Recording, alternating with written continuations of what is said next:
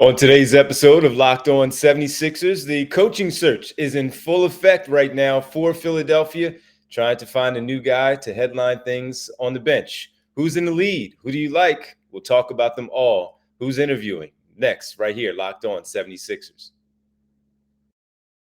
You are Locked On 76ers, your daily Philadelphia 76ers podcast. Part of the Locked On Podcast Network, your team every day.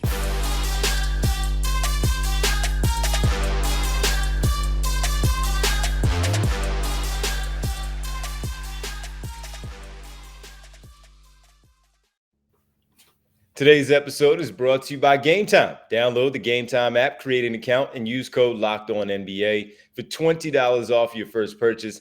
Last minute tickets, lowest price guaranteed. Welcome. You are Locked On 76ers. I'm Devon Givens from 97.5 The Fanatic Radio in Philadelphia, alongside my co-host and partner, as always, Keith Pompey from TheInquirer.com, Sixers beat writer. Keith, what's going on, man? What's poppin', D? How you been, bro? The coaching search is popping right now. I've been doing all right, trying to figure out, how long this is going to take and see where they go from here. But, hey, it's all good, man. It's all good. But, they need to get something done at some point so they can get a guy. The 4 other jobs are open as well. But thanks for making Locked On 76ers your first listen every day, all of you out there. And remember, Locked On 76ers is free and available on all platforms, including right here at YouTube on Locked On 76ers. Well, Keith, we got a lot to catch up on and talk about with the coaching search. You actually put out well, let's just look at some of the candidates first. We'll get into the James Harden piece a little bit later and also talk about some other things going on around the league a little bit, kind of catch up on the 2 series, the Eastern Conference Finals and the Western Conference Finals. But first, Keith, let's start with the coaching candidates and the initial report that was out there. You had a number of guys from Nick Nurse, Mike Budenholzer, Frank Vogel, Monty Williams as a name. Sam Cassell also mentioned as a name as well. Based on all the stuff that you've been doing and your reporting and writing your stories and all, what does it look like right now? Daryl Morey said last week that they weren't going to rush. They were going to take their time and figure this out. There are 4 other job openings with Toronto, Milwaukee, Phoenix, and Detroit. And now for the Sixers, there are good candidates out there, but they have to find the best one. This is a big coaching hire right now. So based on what can you tell us about so far what's going on as far as the coaching search goes? I mean, well, it depends on what you believe, right? There are certain people who say that, the 3 prime guys for the job are Nick Nurse, Mike Budenholzer, and Frank Vogel. And the thing about all 3 of these guys, they all have head coaching experience, right? And they all won championships. And when you look at a guy like Nick Nurse, he's a guy who won a championship with the Toronto Raptors. He also won 2 NBA Development League titles, because that's what it was called back then. And he also won 2 British championships, right? So then you look at Mike Budenholzer, a guy who led the Milwaukee Bucks to the championship 2 seasons ago, and he won 4 titles as an assistant coach with the Spurs. And then Frank Vogel had a lot of success as the head coach of the Indiana Pacers.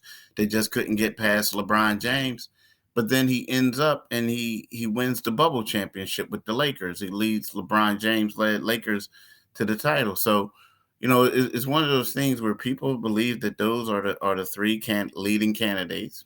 I was told that we'll have a better idea later on this week on who that is. But at the same time, you look at a guy like Mike D'Antoni, who, you think that if you really want to keep James Harden, Mike D could be the guy. But that's a little tricky because Mike D doesn't really utilize the center position well. So what do you do with Joel Embiid?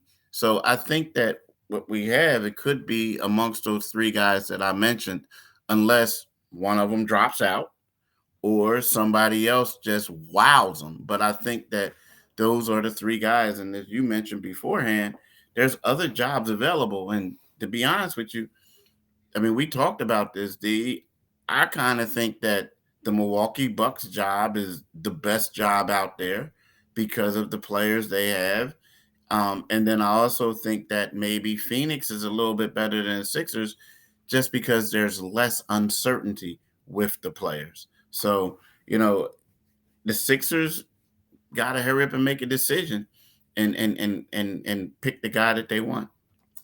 Yeah, you have a pecking order. You have, if you are talking to three that you just mentioned, 1, 2, and 3, in whatever order they have them, the others are looking too. So they're going to have to be on point and make sure that they make things happen, especially with Nurse, because we've already seen his name attached to both Phoenix and Milwaukee. So if the Sixers are very high on Nick Nurse, you would think that they would want to jump on and acquire or hire him before the other two really do wow him, as you said, and get them in their building and make sure, even though I think the Milwaukee piece he already interviewed, still set to interview for the Phoenix Suns at some point.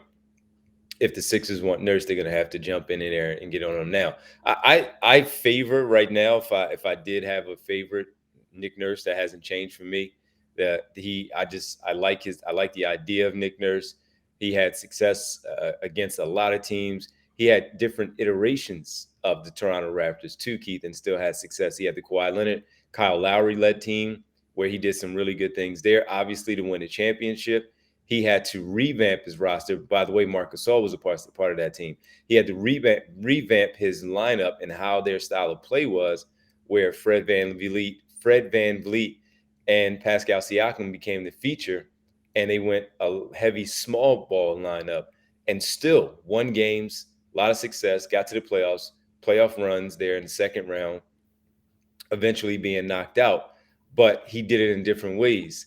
You wonder if he had some issues where he kind of, based on the reports that we saw coming out of Toronto with him and Masai Ujiri, just kind of not seeing eye to eye anymore, doing certain things as a coach where he kind of rubbed players the wrong way. That tends to happen anyway, and it's what it is. But the way his defense was set up, how he switched his offenses up based on his personnel, he's one of the things that I want to see with the new Sixers coach is some more creativity offensively. And if he can come in here and maybe bring a different type of offense, Embiid is going to get his because he's the best player. But when you start to look at what Tyrese Maxey and Tobias Harris are on this basketball team, depending on if James Harden is here or not, the creativity is going to be important for me and whoever they hire next. So Nick Nurse is the one that I like. And then I do like Frank Vogel and Mike Budenholzer, but if I put them in order, it is going to be Vogel and Budenholzer. I'm very interested, though, Keith, that we hadn't heard Budenholzer in a lot of different places outside of here. Yeah, I mean,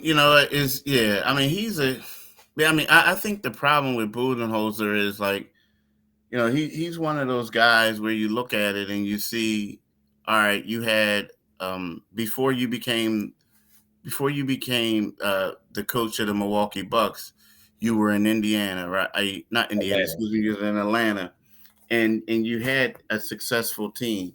You won 60 games, this and that.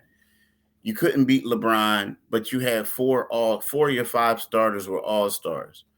But they always felt like he coached in the playoffs like he coached in the regular season, like lack of adjustments, things like that.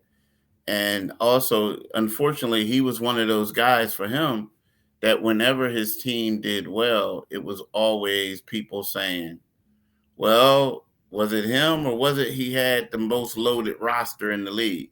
You know what I mean? And then you also go to like Milwaukee and it's the same thing. I mean, think about it. When that year he won that championship, his winning the championship is basically what saved him his job.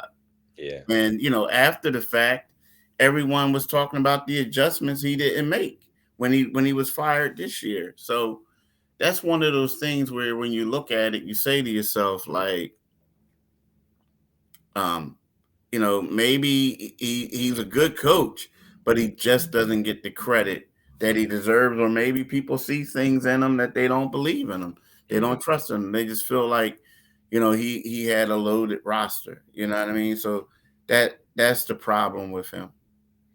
And wasn't EB on that Hawks team as a backup, a deep, backup to kind of help out with those guys? Yeah, he played. He was a reserve center for 3 years for that team. Yeah, Yeah, that team yeah. was loaded. Yeah, it was. Yeah, it was. As you said, 4 All-Stars. Who was it? It was Jeff Teague, Kyle Korver, Al Horford, and Joe Johnson. I thought they had 4 of the 5, but I remember the 5th was Yeah, also at least good enough where he might have got, but they couldn't have 5 All-Stars. it wasn't Joe Johnson. It was the guy. What's his name? He played. He came to Philadelphia. He came to the Sixers in the James Harden trade from Brooklyn. Oh, Paul Uh, Millsap. yeah, Paul Millsap. Yeah, so Millsap, Horford, that was your front And court. DeMar Carroll was the small forward. Mark Carroll. I thought he started sometimes, and yeah, so he wasn't an all-star. Yeah, so 4 of the 5.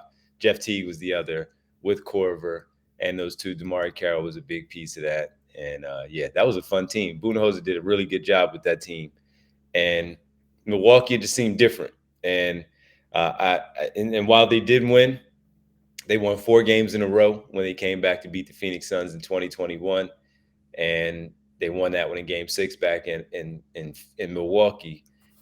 You're right. I remember that as being one that if he doesn't win this championship, there's a real good possibility that he could lose his job. But they won and he kept it. And he hasn't made it back to the NBA Finals since, where they were the number 1 seed this past season, knocked out by the 8th seed. He had some personal issues going on, as we later found out, that maybe could have affected things. And then the year before, they were knocked out by the Boston Celtics after being up 3-2 in that Eastern Conference playoff. So some good names, some interesting names. And now, Keith, next, let's talk about some maybe under the radar candidates that could potentially get a look, maybe get a real look at the Sixers job, and see what your thoughts are on those. Throw some of those names out there.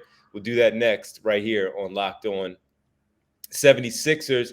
And I do have to talk to you, though, about, as we speak about these games and the 76ers out of the playoffs, these other teams. Well, at the time, you still wanted to get some tickets to go check those teams out. When you still have the playoffs going on in the conference finals for both the East and the West, and maybe you are now in that place where you want to go to a concert or maybe even a comedy show and take a peek at some good entertainment, but you have a little trouble buying tickets. Well, buying tickets to your favorite event shouldn't be stressful. With killer deals on last-minute tickets and their best price guarantee, Game Time is fast and easy way to buy tickets for all the sports, music, comedy, and theater near you. You can stop stressing over the tickets and start getting hyped for all the fun that you'll have.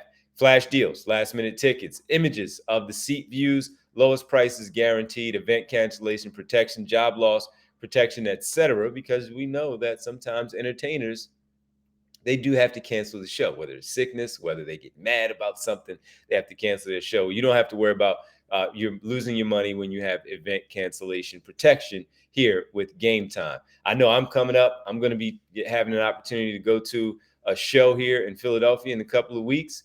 I'm excited about it. And maybe you guys will want to go to the same comedy show where you can go in on Game Time and check it out. Forget planning months in advance. If you have to get them last minute, Game Time has deals on tickets right up to the day or event. Get exclusive flash deals on tickets for football, baseball, basketball, concerts, comedy, theater, and much more. You can also, with this being the fastest growing ticketing app in the country for a reason, and also the place for last minute ticket deals, you can get images of your seat before you buy, so you know exactly what to expect when you arrive. Buy tickets in a matter of seconds, just 2 taps, and you're all set. Download the Game Time app. Snag the tickets without stress with Game Time. So download the app, create an account, and use code LOCKEDONNBA for $20 off your first purchase. Terms apply.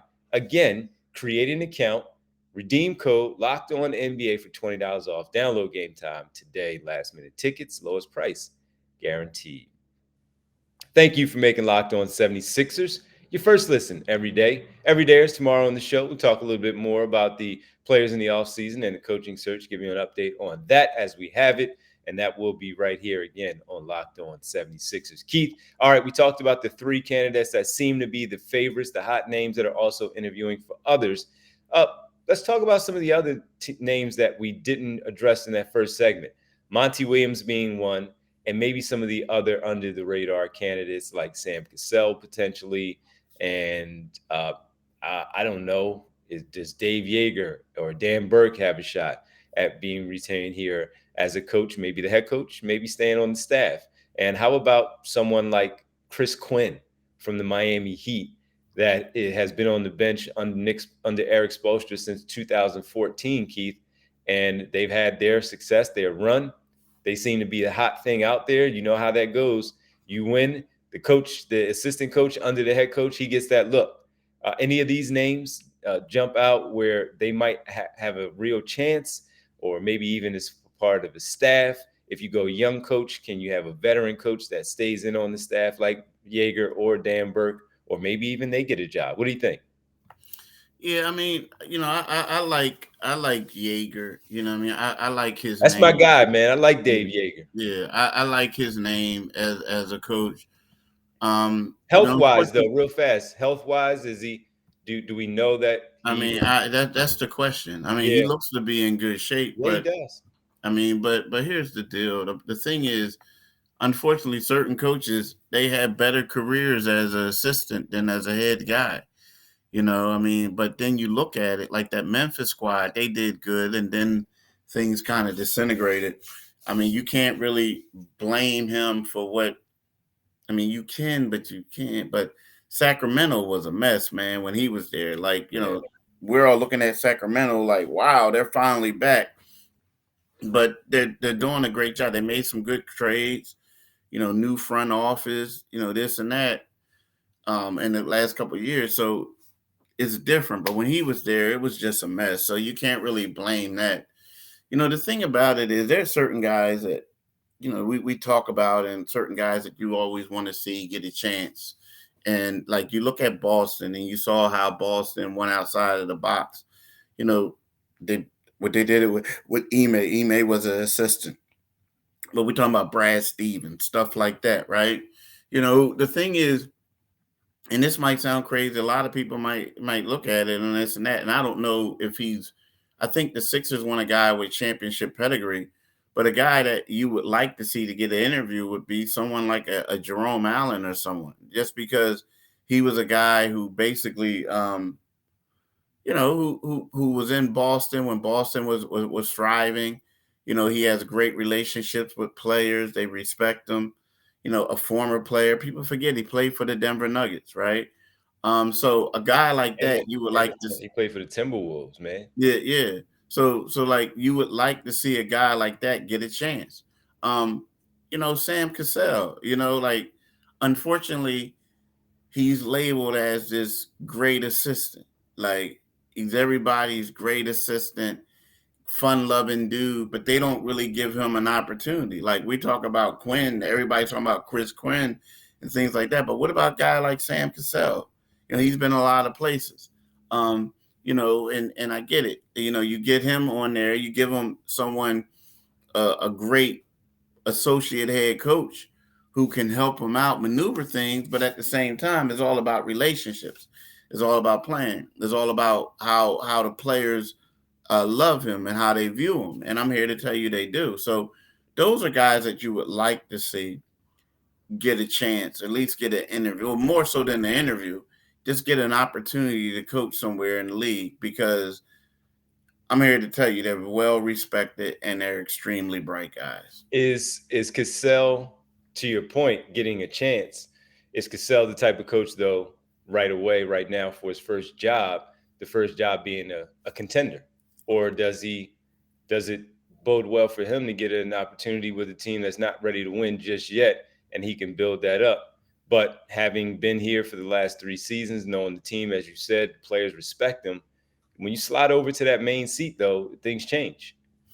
But see, that's also a tricky question, too, because typically the guy that you give the job to when the team is not ready to win, you giving him that job to develop players. Mm-hmm. And once the team is ready to win, you tend to slide that person out and bring somebody else in. So it's kind of sort of like. It's different in this case. First time guy coming in. This is a championship contending team. True, but at the same time, he's familiar with this team. Okay. You know what I mean? He's familiar with this team. The guys know him. They respect him. He's helped develop Maxey. to the player that Maxey is. You know what I mean? He's worked out daily with James and stuff like that. So to me, in this situation, it's different. Now again, they're going after somebody most likely who has a head coaching job, a guy who's won a title as a coach. Sam Cassell won 3 titles as a player, but they're going after somebody who won a title as a coach. So you kind of understand that a little bit. But I mean, you look at a guy like Ty Lue. Now again, they did have LeBron James, but you look like a guy like Ty Lue who stepped in there and became a coach, the head coach, after being an assistant. So it can be done. It's all about up to your personality and stuff like that. Now you may argue, he might be better off with a team that is expected to make the playoffs, but just doesn't have the lofty expectations, and so with that being said, it could work out for him. But I get what you're saying. But I do think that, you get tired of hearing he's interviewing for this job, interviewing for his Right. job. Yep. You want to see him get a job, Yeah. And look, if any team, to your point, especially with the championship contending team, he has a lot of familiarity there with the players, the front office, and all. I would imagine that they would, in fact, want to give him a veteran coach with some experience to have next to him, so he doesn't have the same type of mistakes that we've seen others have in the past, where you don't have that guy, and it goes. You start getting out coached because you haven't been in certain experiences, certain situations, and you need that veteran to help them out and make things easy. So, Monty Williams, nothing really going on there with Monty Williams. I mean, they interview him. I don't know. I mean, I shouldn't say that. He's one of the candidates. I think he is. I like Monty. The thing about Monty is, I think Monty is like old school, real old school. And so Monty, the good thing about Monty is, when Doc Rivers was the coach here, and we all knew stuff about Ben and how Ben would struggle and Ben was scared to shoot and all this and that, and Doc would come up to the podium and be like, "Hey, y'all don't know what y'all talking about." Like, he would always be the cover for him. Yeah. That ain't Monty. Like, Monty's going to be a straight shooter when it comes down to it. My question to Monty is, Monty is a guy, he's such a straight shooter to where sometimes, in my opinion, it can have the adverse effect on all-star caliber players. You know what I'm saying?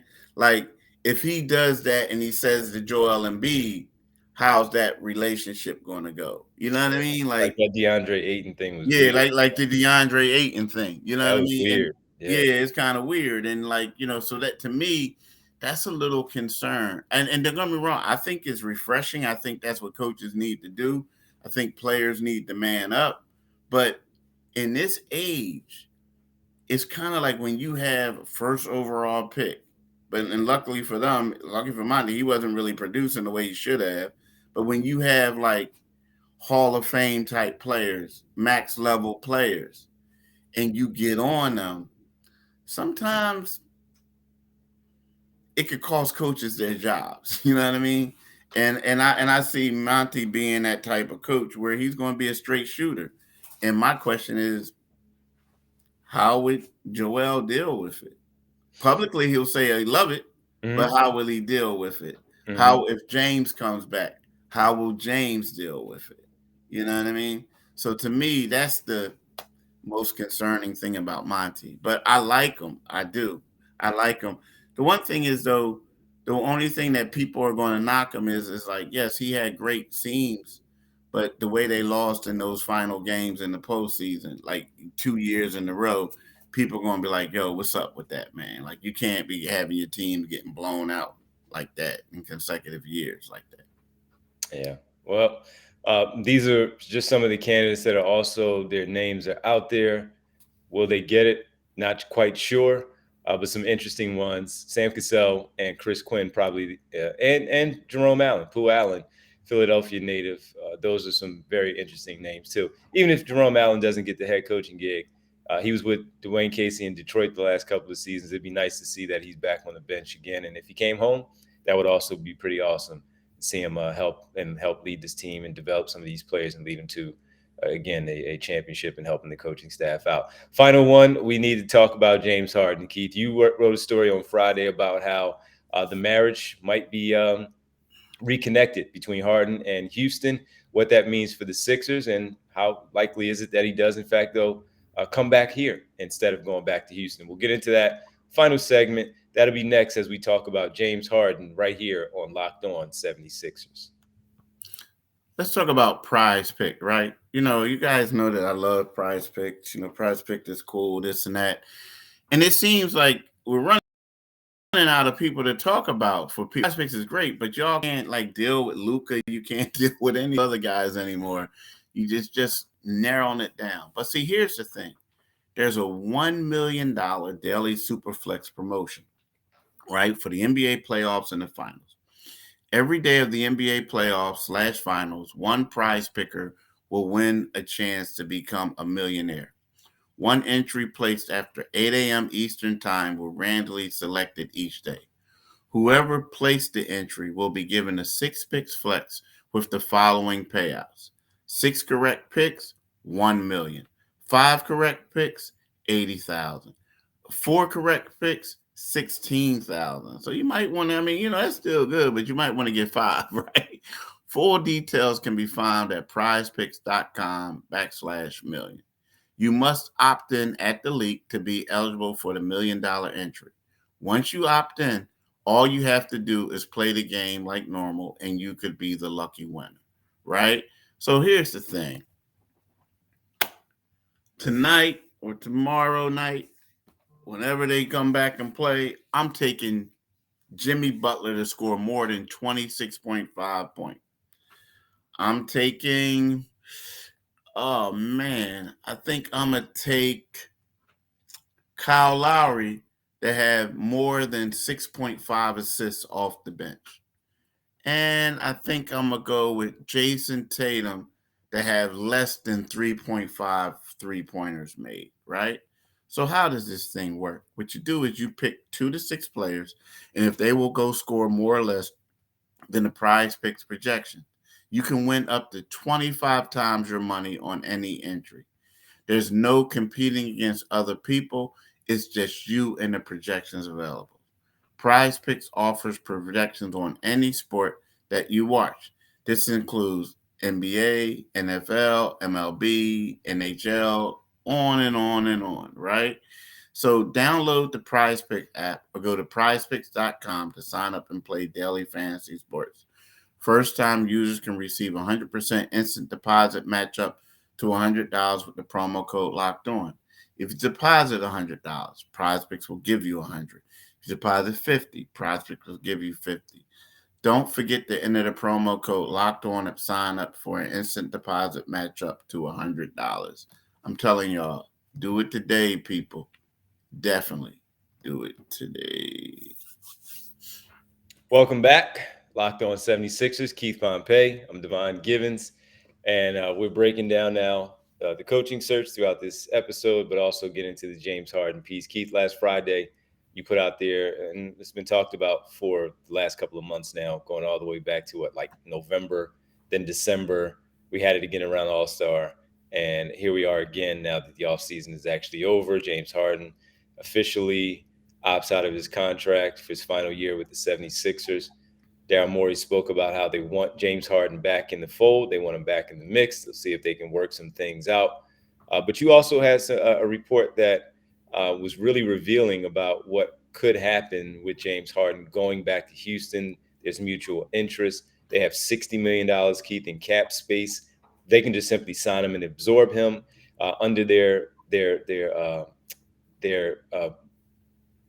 money that they have there. They can just simply absorb him, and that will leave the Sixers in a certain spot. Could they get a sign and trade executed with the Houston Rockets? I don't know. That's something that they will have to figure out, Daryl Morey and that squad will have to figure some things out. But Based on how you wrote that story, Keith, it looks like a really, really good chance that he could be going back to Houston.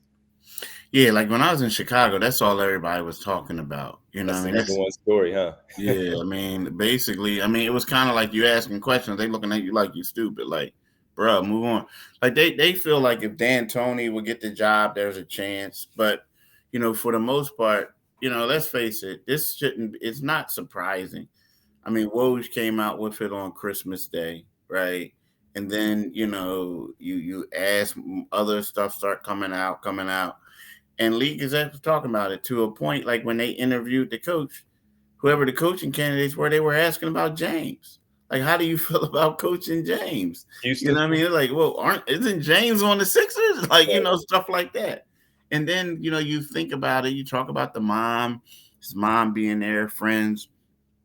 I mean, it's no secret that if the Sixers had 2 off days in a row or something like that, James was like, pew, he was on a private jet flying to Houston for the weekend. Like, he spent New Year's in Houston while the team was playing in OKC. He had an off night. He was in Houston. So it's kind of, why wouldn't he want to go back? And then you look at this thing. Because they can't win. That's why. Huh? Because they can't win. Yeah, that's but why. As much, but see, I think that's, I don't know. And I'm not, I think we get it confused. We always expect to win. We want teams to win. That sometimes for people it's all about lifestyle. It's all about comfort. Like, it's all about things like that. Now, again, they do have $60 million available where they could try to make they could try to like make some adjustments, like get him, maybe sign and trade for another player, right? They have so many options to where that roster could be revamped, right? The thing about it is, when you look at James Harden, at the end of the day, he's going to be a Hall of Famer, right? Yep. At the end of the day, it's all about family first, right? It's about other things, things like that. Now, there's only going to be one champion each year. There's going to be other teams that's not going to win. He tried to win a championship. He came to Philly. He was here. He got traded here. They went on the second round. He came here this year. They went on the second round. He took $15 million for the hope of them going to win a championship. It didn't work out. He goes to Brooklyn, the same thing. Next thing you know, Kyrie doesn't want to get vaccinated. A lot of other things happen, right? Mm-hmm. So he wants out of there. Now, if you're him, you're saying, look, I done gave this a try. I'm trying. I'm losing money. I'm all this and that. Sometimes you want to retire like at home. You want to be at home and then hope and pray that they do the same things. Because I'm here to tell you, staying here with the Sixers, if he stayed here with the Sixers, I still don't think they're going to win a chip next year. I just don't. I don't. James is getting older. PJ is getting older. Can Joel stay healthy? It's been enlightening by looking at the Boston Celtics and seeing how they're getting exposed to now think like, yo, man, maybe the Sixers would have been getting swept. You know what I mean? Like, it's just, so who's to say that staying in Philly is going to bring you a championship?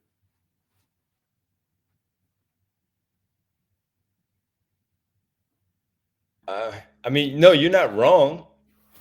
But as far as the twilight years of your career, new contract and all, that you still have a chance. With Houston, until those things happen, to your point, you're still right now just a bottom dweller Houston Rockets team until they make those changes. Now, I don't know what they are. They went and got a new coach that went to the NBA Finals in his first year. They have talent, some young talent, and they're going to add to that roster with $60 million in cap space there. In Houston, I get your point. And you're trying to win and you're trying to do all that. All I know is sitting there listening to him talk about for the last year and a half is, I want to win a championship. And yes, he was saying that as a member of the Philadelphia 76ers.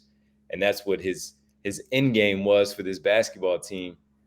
But I would imagine that would still be a goal of his, which is why you play too. The money's going to be there. Going back to be with the family is fantastic. That's very important. I would never knock that. You can go back to Houston later on after you give it another try, is all I'm saying, in Philadelphia, to see if you can, in fact, get over that hump here with Joel Embiid and the rest of this group. So very interesting, man. See how it goes. Keith, we thank everybody for hanging in there with us, and we'll see what happens with James Harden as we go along. We thank everybody for making Locked On 76ers your first listen every day, everydayers. Tomorrow on the show, we'll get into a little bit more about this basketball team, see where things are with the group, some possible changes that could be made with the team overall. We'll talk about that a little bit. Keith, thanks as always, man. Do you mind letting the good folks know where they can find us? You can find us wherever you get your podcasts at, right? Just by, and when YouTube, just click on the Liberty Bell and then you become a new subscriber. But also you can follow my man D all this week on the Divine Giving Show from 6 to 10 p.m. on 97.5 FM. You can follow my man on Twitter at DivineG975. Follow me on Twitter at Pompey on Sixers. And what you can do is you can read my articles in the Philadelphia Inquirer.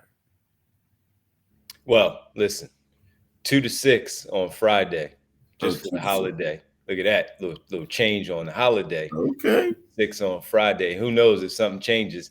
I might be calling Keith Pompey to come on the show to talk about the breaking news of a new head coach. I don't know. I'm just speaking out loud. We'll see if that happens. But make sure you follow Keith Pompey on Sixers. Read him, Inquirer.com and the Philadelphia Inquirer. If you still go out there and buy the paper, they will greatly appreciate it. And we'll be back with you all tomorrow. Thank you. Peace.